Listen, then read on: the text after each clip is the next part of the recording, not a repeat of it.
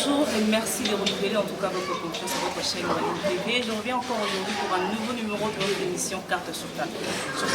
Dans cette émission, nous mettons tout sur la table. Nous parlons de tout et de tout. Voilà, des sujets où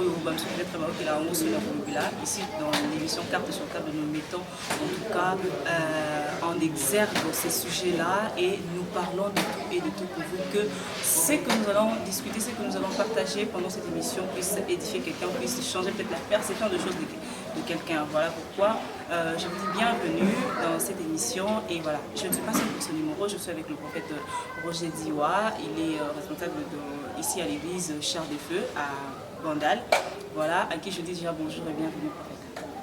Bonjour madame la journaliste. Voilà, aujourd'hui nous allons parler d'un sujet alors très sensible.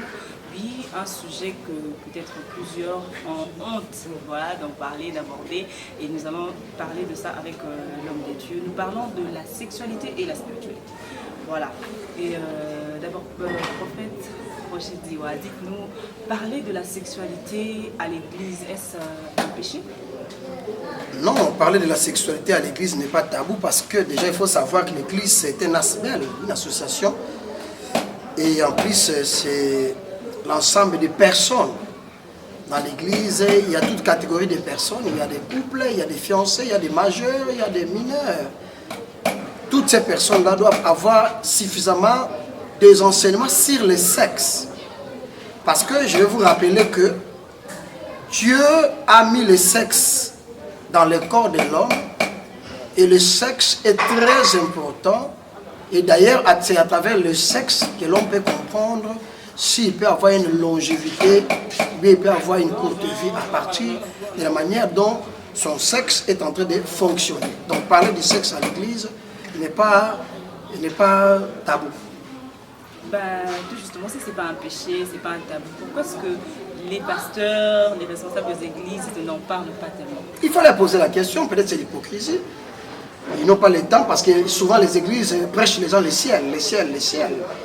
Les gens veulent beaucoup plus amener l'évangile, mais l'évangile n'est pas amener un message pour éduquer.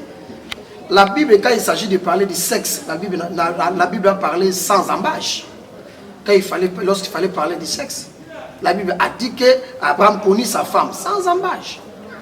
Tu vois, lorsque l'homme et la femme étaient restés ni dans les jardins, la Bible disait qu'ils sont restés ni dans les jardins, sans embâche. Donc pourquoi on ne doit pas parler du sexe? C'est aussi une question de culture. Hein. Voyez-vous, à l'église, nous avons plusieurs tendances. C'est ça que je disais, c'est une question de culture aussi. Il y a des personnes de basse classe. Lorsqu'ils sont à l'église, on aborde le sexe, ils trouvent que c'est quelque chose de honte. Et c'est ça aussi, il faut comprendre. Hein. Mais je pense que le monde évolue. L'église, c'est l'association de personnes, l'ensemble des personnes. Nous avons des sexes masculins, féminins.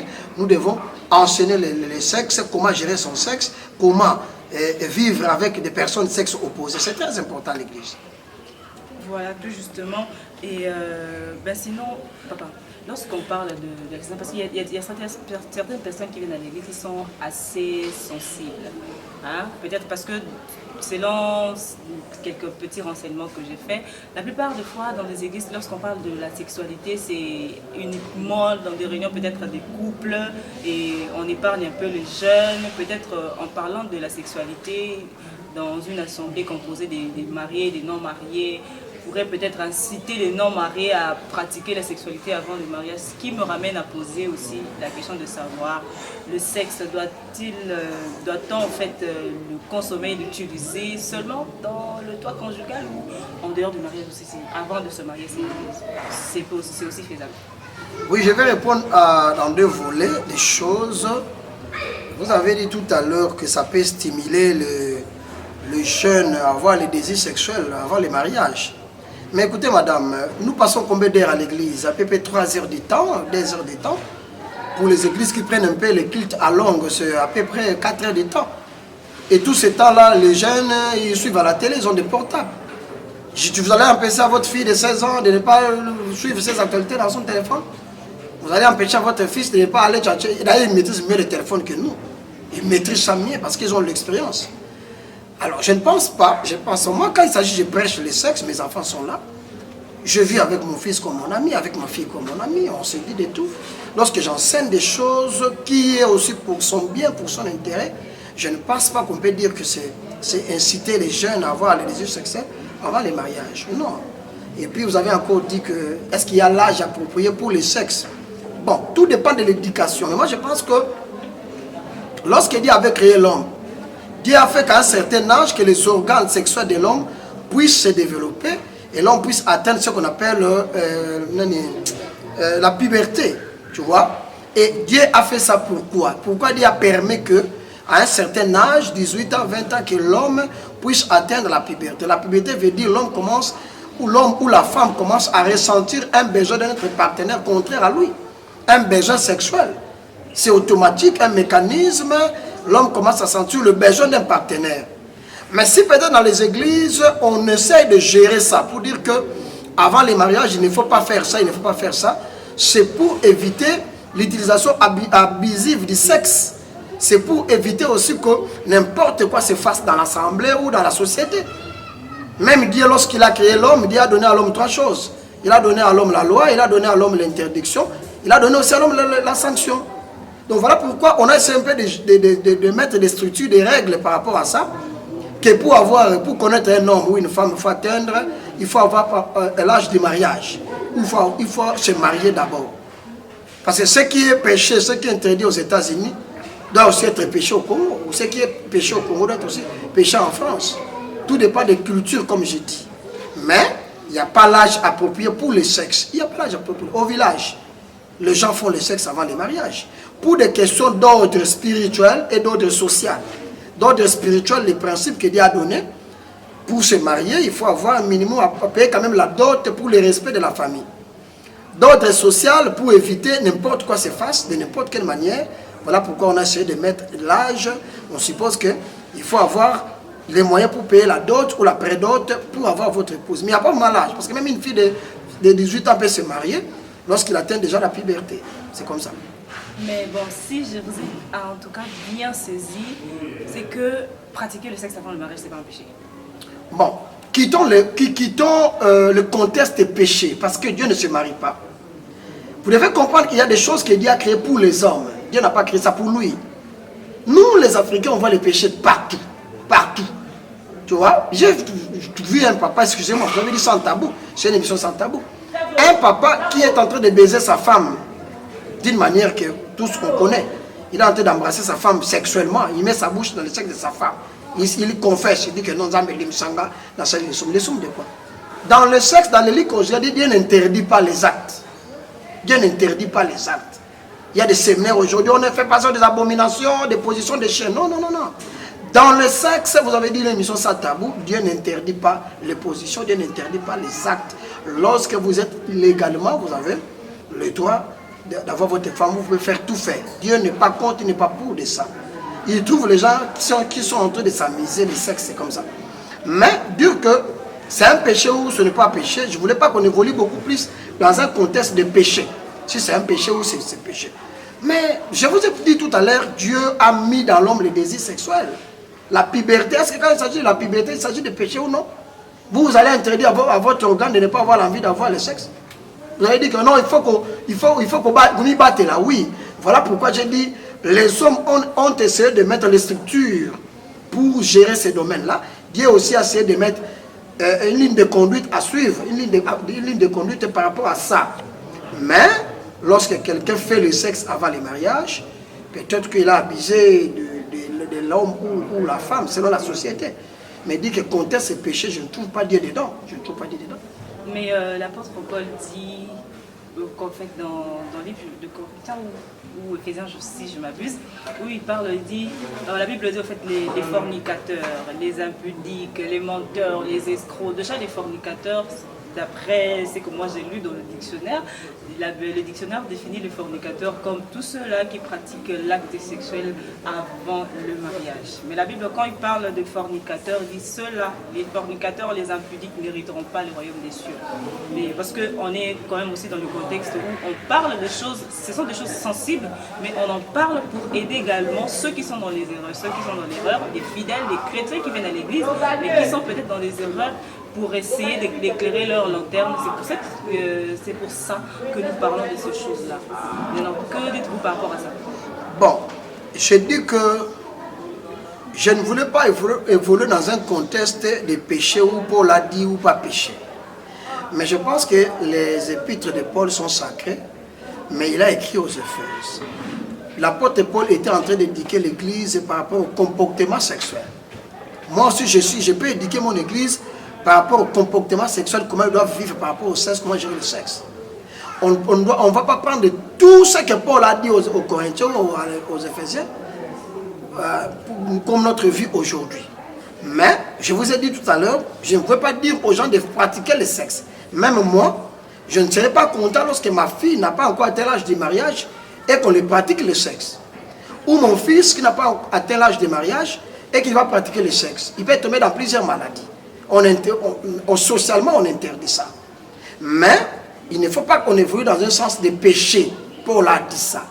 Paul a appelé ça fornication parce que c'est un comportement qui s'est passé à l'église d'Éphèse. Les gens faisaient le sexe dans l'église. Les gens se comportaient bizarrement à propos du sexe. Voilà pourquoi Paul a écrit ça, pour essayer de mettre de l'ordre. Mais, socialement parlant, la société donne quand même certains critères pour accéder au sexe. C'est ça. Vous voulez toujours me ramener dans l'aspect péché. Moi, je ne voulais pas qu'on gère Dieu dans ces genres de choses. Je ne voulais pas gérer Dieu dans les choses de sexe. Il ne faut pas gérer ça.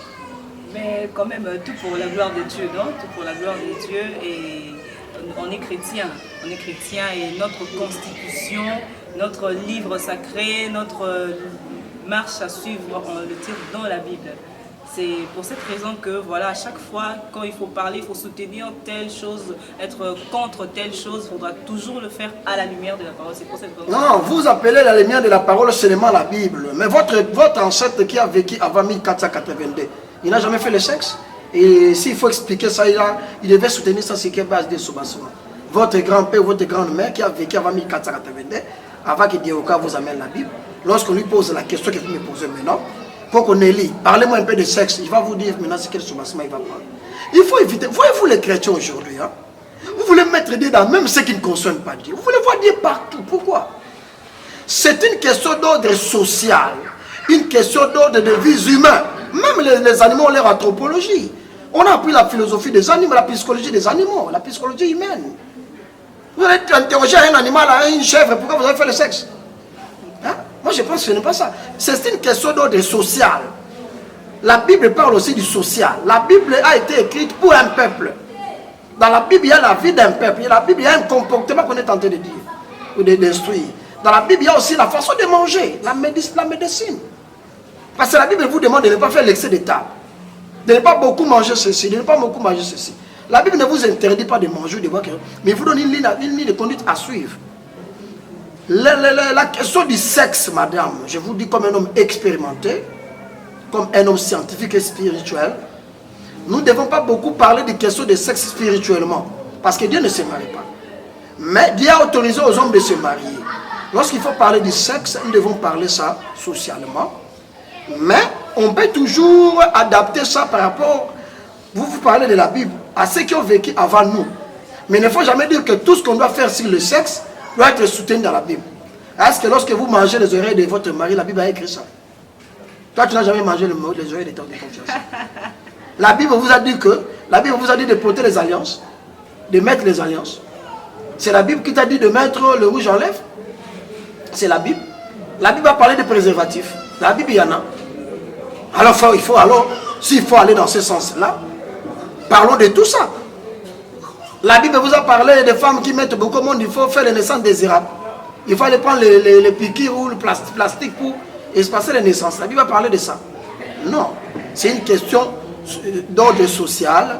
Mais étant des enfants de Dieu, nous connaissons la parole de Dieu. Nous pouvons nous référer. Il y a aussi des comportements des personnes qui se sont très mal comportées. Lorsqu'il faut associer la Bible en ce qui concerne le sexe, vous n'avez pas des exemples à me donner. Prenez l'exemple de Marie, vous êtes fiancé. Apparemment, j'ai vu un monsieur qui était venu le jour-là. Et apparemment, il a la forme de votre fiancé. Vous posez toujours des questions aux gens. Maintenant, moi aussi, j'essaie un peu de vous taquiner comme ça. Prenez maintenant l'exemple. Vous étiez marié. Et votre fiancé, c'est Joseph. Votre fiancé a donné ne fût-ce que quelque chose à vos parents. Comme il prête d'autres. Ah, je garde ma fiancée, je ne vais même pas la toucher. Je sais que je vais trouver l'argent pour le mariage de ma fiancée. Et subitement, votre fiancé vient vous trouver, vous avez une grossesse de 3 mois. Il vous pose la question, D'où vous avez trouvé cette grossesse? Oh non, c'est le Saint-Esprit qui m'a...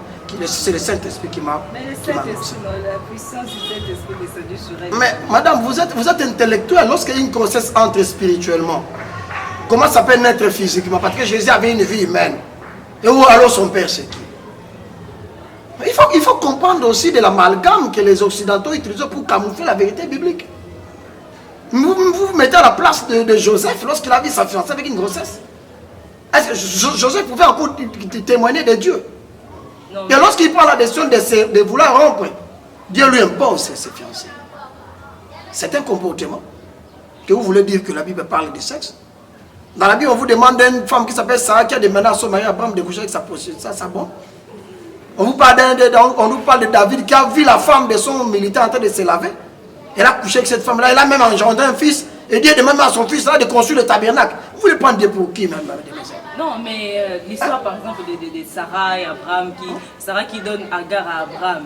Ben, et même l'histoire de David, comme vous avez dit, avec la femme de son serviteur. Parfois, la Bible, quand elle énonce certains faits qui se sont passés, certains faits parfois qui ont des teneurs négatives, et c'est pour nous aider aussi. Parfois, comme le cas à David par exemple, la Bible dit que c'est l'homme selon le cœur de Dieu. Mais Dieu s'est permis d'exposer également les erreurs de son serviteur pour que vous également dans votre marche, que vous ça c'est vous qui le dites. Ça ce sont vos analyses. Ce sont vos allégations à vous. Je vous ai dit tout à l'heure que la Bible est construite de la vie d'un peuple. Ce n'est pas Dieu qui a demandé à la personne qui a parlé de David d'écrire l'histoire de David. Même si David s'est réveillé lorsqu'on avait écrit l'histoire qu'il avait pris la femme d'autrui, il allait même se fâcher. Je vous dis la vérité. Si David s'est réveillé, qu'il a trouvé le monsieur qui a écrit ça, il a même se fâché, il a même le porté plainte. Vous trouvez que c'est important de parler de la vie privée d'une personne? Je vous montre que la Bible, même quand il a parlé de sexe, il n'a pas bien défini ça. Prenons l'exemple des premières personnes que Dieu a créées dans les jardins, l'homme et la femme. Et la Bible vous dit qu'ils ont mangé un fruit et puis ils sont devenus nus. Vous avez déjà mangé quel fruit pour devenir nus? Quel fruit vous allez manger? C'est une question d'ordre sexuel. On a gardé ça dans la Bible.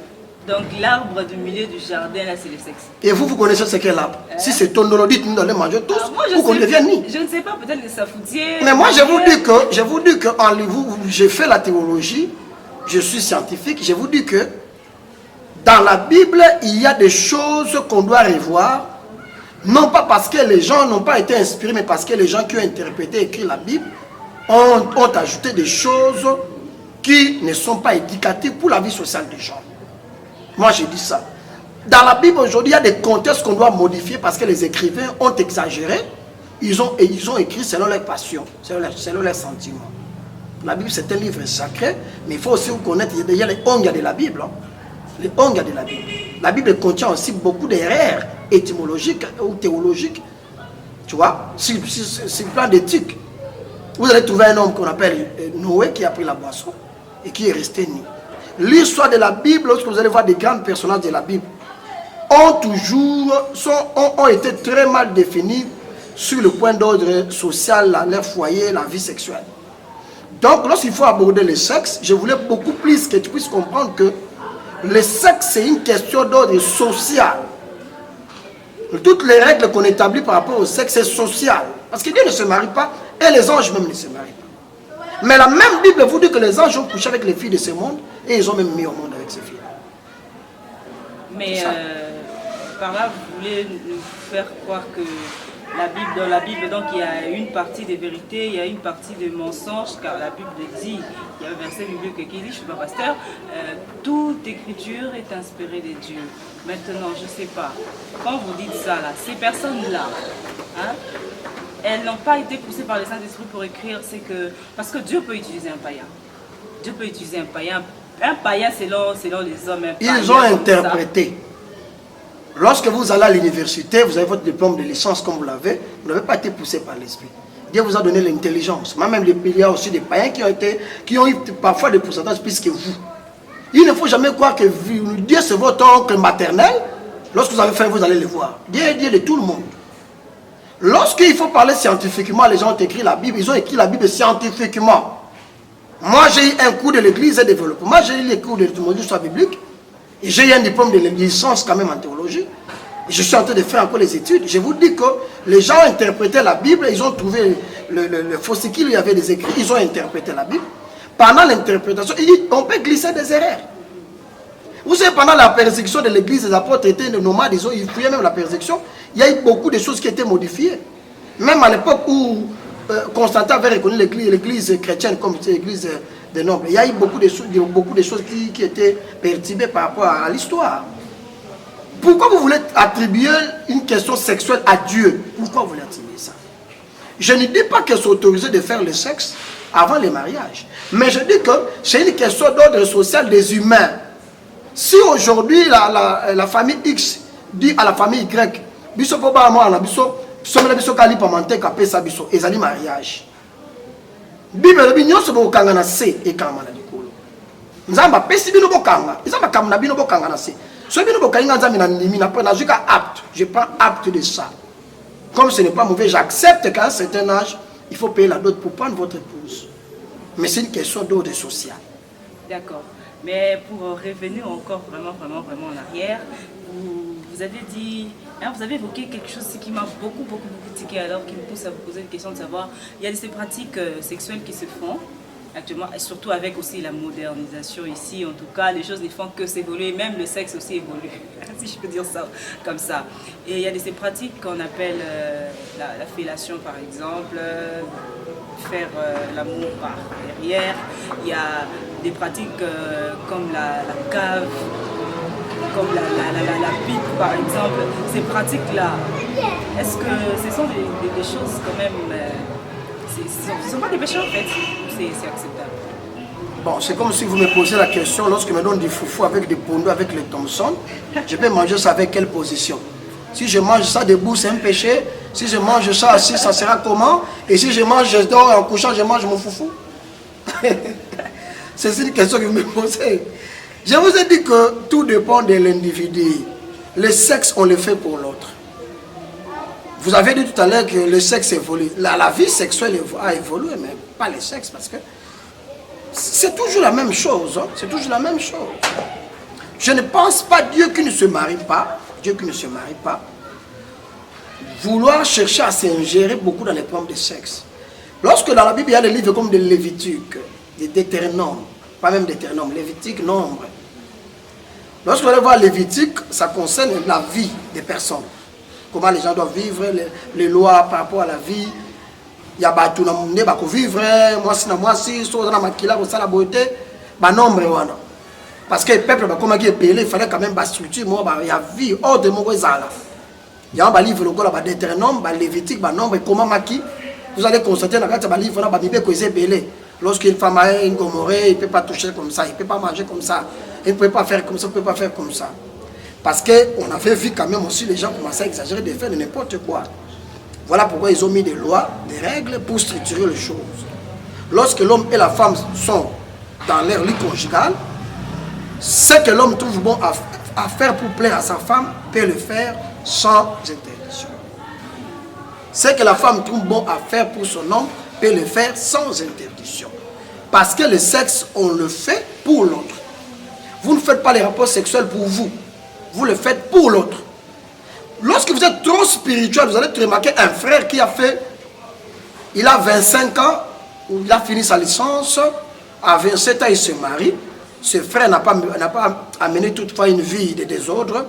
Le frère s'est conservé de tel point qu'il n'a pas beaucoup fait la vie sexuelle. Maintenant le frère trouve un fiancé, une fille qui a beaucoup d'expérience. Parce qu'aujourd'hui avec les filles de 18 ans, de 20 ans, de 30 ans, ils sont plus forts même que nos mères. Hein?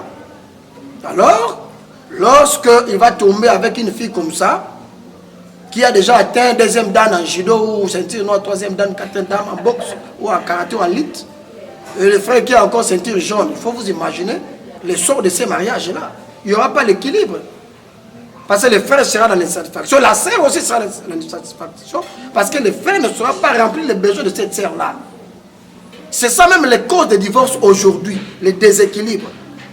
Vous allez interroger le couple, pourquoi vous êtes divorcé? Oh non, Asimba Angati, Asali 6 mois, Asimba Angati. Wana maman.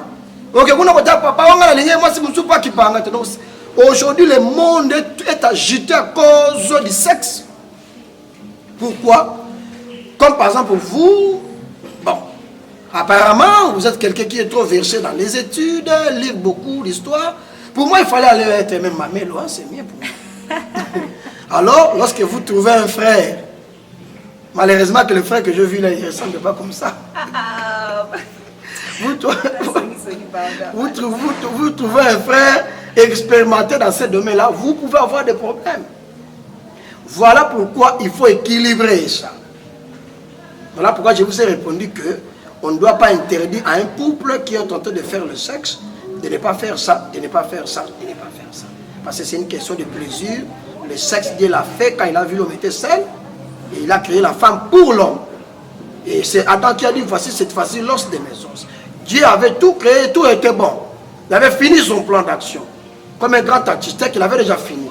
Mais il avait vu que l'homme avait besoin d'un partenaire parce que les animaux étaient bipolaires. Il fallait que Dieu puisse créer un être semblable à l'homme. Voilà pourquoi il a créé la femme. Il a créé ça pour le désir de l'homme et non pas pour Dieu. C'est ça.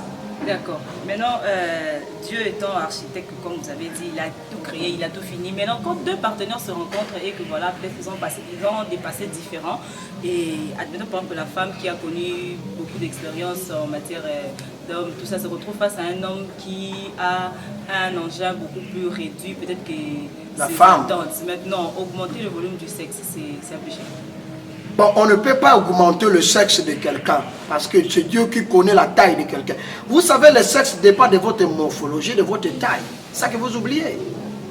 Dieu nous a créés, nous avons des muscles, nous avons des organes, et chacun de nous a sa corpulence, et sa corpulence correspond par rapport au sexe que Dieu lui a donné. Voilà pourquoi j'ai dit que le frère qui se sent avoir un petit sexe, je ne dis pas si c'est faux le terme, il a un sexe qui est un peu réduit par rapport à la femme.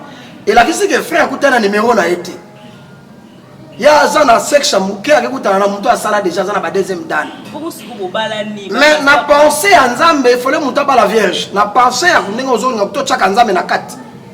So il faut n'engos ligner lango ana na pensée wana. Donc l'homme ne peut se marier qu'à une vierge. C'est ça. Pour na bakambo ozolo ba que non, sexe est réduit zalati. Mais l'homme lui-même doit être chaste aussi, non? Bon, je n'ai pas beaucoup de précisions sur ça, parce que la Bible n'a pas vraiment précisé ça par rapport au Nango. Comme vous voulez beaucoup parler de la Bible, mais je pense que non, oui ou non, je ne pense pas. Mais dis-moi, la femme devait être vierge. Parce qu'il y a des lois qui avaient été faites pour les femmes, et non pas pour les hommes. C'est l'homme et le chef de la femme. L'homme peut être polygame, mais la femme ne peut pas être... Comment on les appelle? Les hommes, les femmes qui ont plusieurs mâles. Polyandre, tu vois. Mais l'homme, dans la culture africaine, vous allez encore me dire que c'est un péché. Dans la culture africaine, l'homme peut avoir plusieurs femmes. Mais tout dépend de sa culture, de ses possibilités et de sa foi. Surtout qu'il a besoin d'avoir des femmes, il doit marier ces femmes-là, aller se présenter dans la famille de ces femmes-là, payer la dot dans ces familles-là. Il a ses femmes. Jacob avait ses femmes. Abraham avait ses femmes. Tu vois? Mais pour éviter ce genre de problèmes, mais ça peut être aussi vice-versa, le frère aussi a un sexe beaucoup plus volumineux et la sœur a un peu le sexe réduit et il ne supporte pas. Il y a une maman qui me disait que lorsqu'il faisait l'amour avec son homme, il devait manger les habits. Il faut attirer l'amour. Parce que c'est un combat américain, Goldberg avec Chris Benoit. Et ça, ce n'est plus le sexe. Ça devient la torture. Voilà pourquoi il faut chercher votre numéro. Comme nous parlons de sexe, c'est sans tabou. Voilà pourquoi nous développons ce genre de philosophie. Cherchez votre numéro à vous. Voilà la pensée de dire que il faut que frère, comment on a été, quand on a été, on a été. C'est comme ça, l'autre à la banque. Mais là, on a aux autres, on a un voyage, on a été pourquoi. Et là, on a ah, en tout cas. Non, que le voyage à Moussikati Bakong, on a un hôtel, donc on a parlé à hôtel. Même Jacob a déclaré. Pour le meilleur et pour le pire. Jacob a déclaré que oh, t'es dans la raison. Jacob a déclaré go. Parce que le voilà Jacob. Ah, t'es dans Léa n'a été. Parce que Jacob a évacué Léa. Il n'avait jamais dit que Léa a séparé ça a été. Mais tant que tu n'as pas ta chambre, ton était l'habité, celle de la Léa n'a pas été. Parce que Jacob a dit que vibratoire. Abinga faut Rachel. Et voilà pourquoi je dis Rachel. Donc il faut. Dans le domaine mususu, au moment où Sambela, maman ezali via ko pekisa badute. Dans le bien ezali que so d'autres ya ko organiser batu pour batambola la lumière le banzambe. BBP c'est la loi sociale, sociale pour ma belle. Mais vous n'avez pas autorisé un frère qui est parti de la famille de sa fiancée, à qui on s'est présenté, qu'on a un parent billet, ne fût-ce que pas regarder le corps de sa femme. Pourquoi il ne va pas regarder ça? Ça m'engage à moi. D'accord, merci beaucoup. Et là, on sommes parce que maman bali bonjour à l'ibala, babandi bituma na chambre. Moi, si na mon bail la jour, il y a nuit de noces bitumba. Maman t'a la frère boye. Mais je ne sais pas si on va un demi-mètre ou demi-centilitre. Eh, mais moi, on a vu ça sous Kababi, on a dit Dadi. On a 4 ans. Mais yo, ça boye na yi. On a couvert na yota. On a couvert na yota. Donc, on a lu Kabapare, on a lu le couvre parce que on a pas qui m'a moté. On a pas qui nous a Hollande. On a couvert na yota m'a boyé. Il y a ça sur serveur au Sénégal. Faut y en a. Il y a passé, on t'a fait ça. Et puis, on vous a amené aujourd'hui le culte. Vous dites que Dieu. Qui dit d'embrasser les gens devant l'église le jour des mariages. Ça, c'est satanique, ça. Comment ça, satanique? Les gens doivent s'embrasser devant les saints pour les mariages. Vous savez combien de frères Bakoué comme Kourana pour la harmonie n'est pas s'embrasser. Et puis, on va passer là. On te dit quoi, t'as la mon frère. Imagine-toi un homme comme moi. Un homme comme moi, je me marie. Et on dit, papa, il a fait sa bise. Imagine-toi comment les filles, les sœurs de l'église vont voir la bouche prophétique. Ma frère peut manifester ma soeur du monde tout ça c'est ma frère peut voir ta mala mingi ba soeur mingi ba soeur on a mettre la monini ça c'est la chair ça c'est la chair ça oui mutu muso ke loko côté kaka et loko moko côté kana bakanti na e pe akio ça mabe pour gablo watala kiwa. Alors pourquoi vous interdisez aux gens de suivre les novelas? Parce que les novelas c'est aller soumouté ou église des aller soum. Non. Il faut pas organiser le domaine en Liban, comme ça spirituel, on peut faire des besoins chers. Moi, la salle mariage, normalement, je paye ma dot de $2000, je paye tout ce qu'on m'a demandé dans ma sinanga, mais on ne met pas les alliances. Et on n'a pas fait le mariage religieux. On est resté dans notre mariage coutumier, on a payé tout ce qu'il faut, on vit comme ça. Est-ce que c'est un péché? Non. La Bible ne parle pas de mariage religieux. Et voilà pourquoi est-ce que les gens veulent beaucoup se sambrier. Vous savez, lorsque vous portez le voile blanc, et l'union de Banina Liba, aux vierges, vous avez ta voile, la sensée. Donc, vous avez le voile et la virginité. Vous avez le voile au bota, vous avez le voile au bota, vous avez la virginité. Vous trompez les gens, bien Dieu. Il y a un moment où que la culture à l'élo, il y a des choses qu'on doit revoir. La Bible avait été écrite pour un peuple dans un contexte culturel bien déterminé. Dans le contexte culturel à l'élo, il faut revoir par rapport à la Bible. D'accord, merci beaucoup Thomas Roger. En tout cas, vous avez compris au sujet où il y a tellement, en fait il y a de la mer à boire, hein, tellement de choses à développer, mais on ne peut pas tout les développer maintenant là. En tout cas, nous allons revenir pour d'autres détails. Il y a tellement de questions, tellement de choses qu'il faut mettre sur table comme ça. Les nets d'émission, comme ça.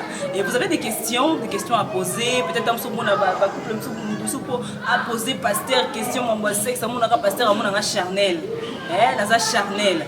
Vous avez des questions, n'hésitez pas de nous le mettre dans le commentaire. En tout cas, nous allons nous porter garant, nous serons comme votre porte-parole. En tout cas, nous allons poser ces questions-là. Nous trouverons les hommes de Dieu, les serviteurs de Dieu, avec qui nous allons parler, discuter de ces sujets-là qui vont vraiment vous aider. Alors, si vous êtes nouvelle sur la chaîne, n'oubliez pas d'appuyer sur la cloche de notification. Abonnez-vous massivement. En tout cas, il y a tellement de bonnes choses dans l'avenir, de bonnes choses qui arrivent. En tout cas, pour la souka, pour faire projet, de souka pour aussi ces émissions. Bon, il faut comprendre que le thème déjà de l'émission n'est pas trop spirituel. Donc, là, les amis doivent comprendre que j'ai parlé comme Messé Diwa, Papa Diwa qui a parlé.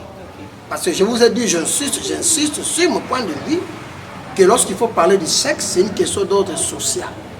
Comme dans la Bible, il y a aussi des questions sociales. Voilà pourquoi Dieu a dit tout ce que vous lirez sur la terre sera lié dans les cieux. Ça signifie que tout ce que vous allez décider sur la terre, si c'est bon, si cela concerne pour réglementer la vie de personnes qui vivent ensemble des sexes opposés, Dieu trouve ça bon, ce n'est pas mauvais. Donc je pense que nous avons débattu ce sujet-là par rapport à ça. Les amis qui ont des questions, comme vous avez dit, nous sommes là. Ceux qui ont des problèmes, on est là. Parce qu'actuellement, le monde est agité à cause du sexe. On doit beaucoup parler de ça pour que les enfants de Dieu soient éclairés par rapport aux choses qu'ils rencontrent dans les sexes, dans les mariages. D'accord. Docteur Léon Kadi Kadiachi, là, qui m'a prophète, question y a tout n'y a répondre. En tout cas, quant à moi, je vous dis merci. Vous avez été nombreux à nous suivre. En tout cas, je vous donne rendez-vous à très bientôt pour un nouveau numéro de votre émission Carte sur table. Au revoir.